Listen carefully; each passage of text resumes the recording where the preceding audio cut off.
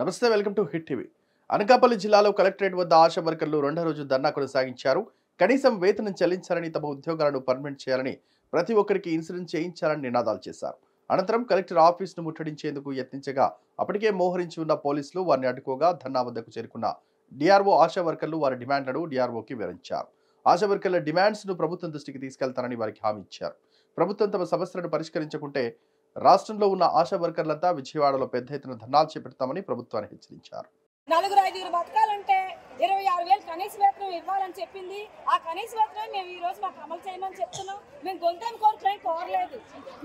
మేము కష్టపడుతున్నాం. మాకు పనికి తగ్గ వేతనం ఇవ్వమని, కనీస వేతనం ఇవ్వమని మేము అడుగుతున్నాము. అలాగే మీరు గవర్నమెంట్ ఉద్యోగాలు అనేసి ఉండడం వల్ల మాకు ఏ సంక్షేమ పథకాలు కూడా వర్తించట్లేదండి.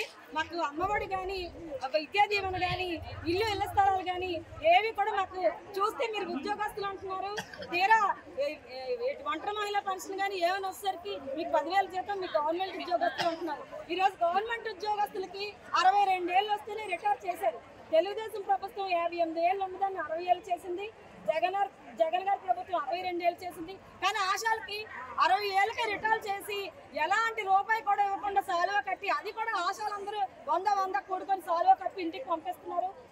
60 ఏళ్ళు కష్టపడి పనిచేసిన పెన్షన్ కానీ, రిటైర్మెంట్ బెనిఫిట్స్ కానీ ఏమీ ఇవ్వలేదు. రిటైర్ చేయమని మేము అడుగుతున్నాం. మరి గవర్నమెంట్ ఉద్యోగులకి 62 ఏళ్ళు చేసినప్పుడు అది మాకు ఎందుకు వర్తించాలని మేము అడుగుతున్నాము. రిటైర్మెంట్ బెనిఫిట్స్ ఇచ్చిన తర్వాతే రిటైర్ చేయాలని, అలాగే ప్రమాద బీమా సౌకర్యం కల్పించాలని, కనీస వేతనం 26,000 ఇవ్వాలని, మేము మా సమస్యలు కానీ పరిష్కారం అవ్వకపోతే మేము పెద్ద ఎత్తున విజయవాడ కడాలని మా కార్యక్రమాన్ని ఇంకా ఉధృతం చేస్తామని తెలియజేస్తున్నాం. వీడియో కనుక నచ్చినట్లయితే please like and share and subscribe.